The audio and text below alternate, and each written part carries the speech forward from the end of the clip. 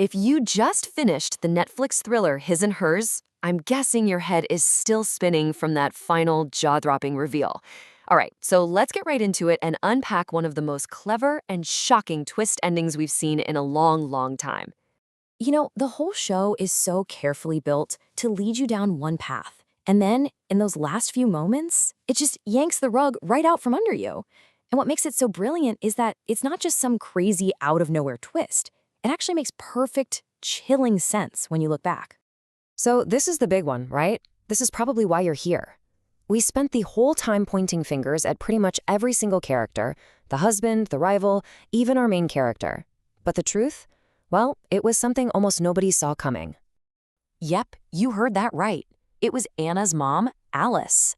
The woman who seemed so quiet, so frail, the one supposedly suffering from dementia. Turns out, she was the mastermind pulling all the strings.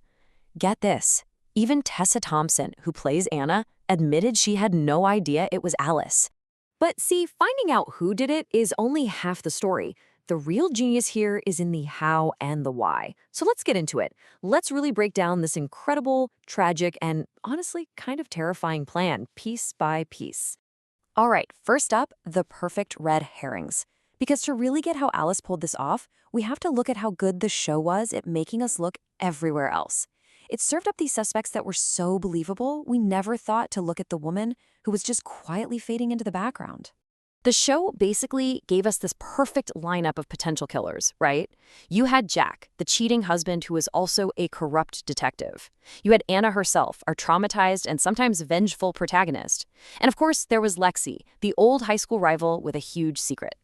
Okay, so let's talk about Jack. We were all looking at him, and for good reason. The guy was acting so guilty. He was lying, hiding evidence, just incredibly shady. But it wasn't the guilt we thought it was. The second Jack even suspected Anna might be involved, his entire mission changed. So all that lying, it wasn't to save himself. It was to save her. And then there was Lexi. Oh man, Lexi was the perfect suspect, wasn't she? We find out she's really Catherine Kelly. She was bullied by the victims, and she has this awful secret about her sister's death. But here's the thing. That dark secret didn't make her the killer. It just made her the perfect person to pin it all on. Rachel and Helen were already blackmailing her, and Alice just used that to set her up beautifully. Okay, so that leads us to the biggest question of all. Why? What could possibly push a mother, a grandmother, to become a serial killer? Well, this wasn't some sudden snap. It was a slow burn, fueled by years and years of grief, guilt, and then one absolutely horrifying discovery. And this timeline, wow, it explains everything. First, you have the trauma of Anna's 16th birthday, which was buried for so long. Then you have the absolute tragedy of her granddaughter, Charlotte, dying from SIDS, which happened on Alice's watch, leaving her with this crushing guilt. Then she has to sit there and watch her own daughter's life just completely fall apart. And the final piece, the thing that pushed her over the edge, was finding that old videotape and seeing the truth of what Anna's friends let happen to her. So you see, it was like this perfect toxic storm of pain. You had the unbearable grief over her granddaughter mixing with this absolute righteous rage over what happened to her daughter years ago. And when those two things combined, it created a motivation so powerful that it drove her to do the unthinkable. And this really gets to the heart of the whole story. Actually, Tessa Thompson said it best herself. She talked about that scorching love of a mother, a love so intense that it makes her capable of extreme violence. It's that protective instinct turned up to a terrifying degree.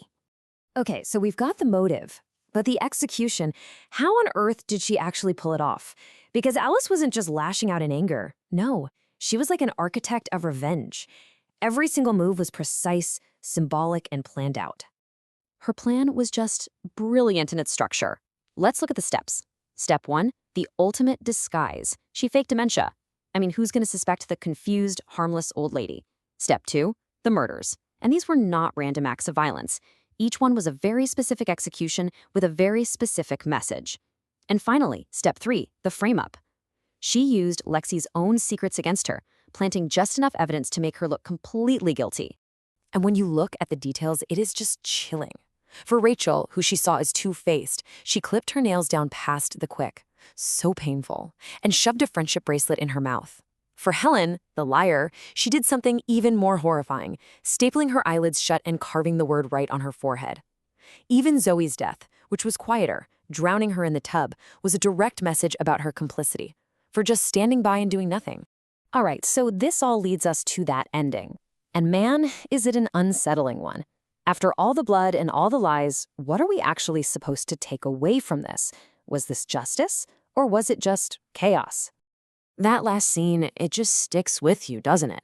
Anna reads that confession letter, she finally gets it. She understands everything her mother did and why she did it.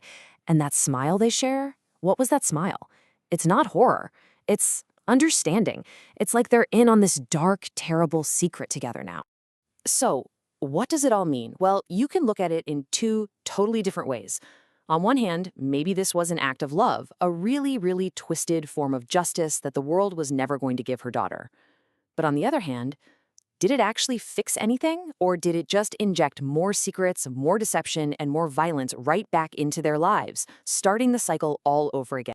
It's interesting because the show's producer, William Oldroyd, actually leans toward that first interpretation. He basically says that, yeah, what Alice did was justified, because that idea of a mother's love is something we can all understand, even when it goes to such a dark and violent place. And that's really where the show leaves you hanging, isn't it? So what do you think? Was this some kind of grim, righteous justice where the villains were punished? Or is this family just starting a brand new nightmare, one that's built on murder and lies? The show doesn't give you an easy answer, and honestly, that's what makes it so unforgettable.